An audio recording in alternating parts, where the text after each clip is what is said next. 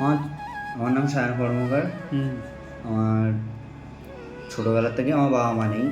আমার যখন 3 মাস বয়স তখন আমার বাবা একটা কার অ্যাক্সিডেন্টে মারা যায় এবং আমার মা তারপরে আমায় ছেড়ে চলে যায়।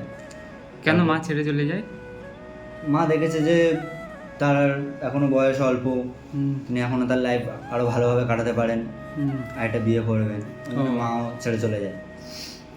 তারপর থেকে আমি আমার দাদু দিদার কাছে মানুষ। দাদু দিদা ছোটোবেলার থেকে মানুষ করেছে।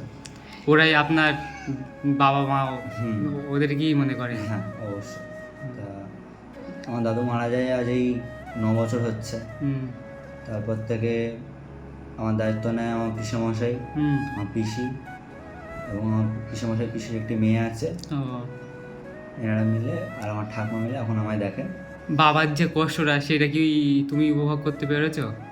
হ্যাঁ, আমার বাবা, আমার এখন যে আমার পিসেমশাই, ওনাকে আমি বাবা বলেই ডাকি এখন। উনি কোনোদিন আমার বাবার অভাব আমাকে বুঝতে দেয়নি। উনি আমার নিজের বাবা এখন। আমি ওনাকেই ছোটোবেলার থেকে আমার নিজের বাবা হিসেবে মেনে আসি।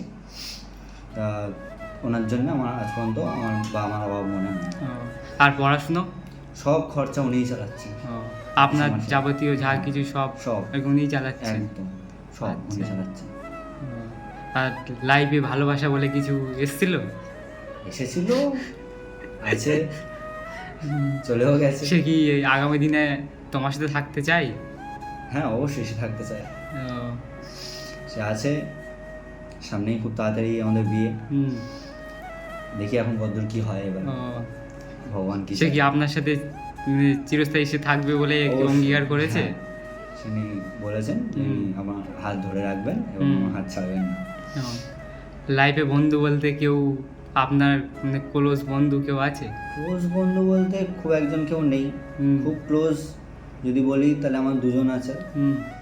একজন হচ্ছে আমার বড় কাকার শালা সায়ন কর্মকার, আর দ্বিতীয় হচ্ছে আব্বাস, মীরা আব্বাস। আমার একটা বন্ধু আছে স্কুল। সে তোমার জীবনে যাই হোক না কেন সে কি সবসময় তোমার পাশে আসবে? সবসময় এরা আমার পাশেই রয়েছে আর পাশেই থাকবে। আরও রয়েছে যাদের নাম নেওয়ার দরকার নেই, তারা বুঝে যাবে। তারাও অনেক বিপদ আপদে আমার পাশে দাঁড়িয়েছে। যখন আমার অ্যাক্সিডেন্ট হয় তখন সারা রাত হসপিটালে কাটিয়েছে আমার সাথে। আমার হাত ভেঙে গেছে, খাইয়ে দিয়েছে আমায়।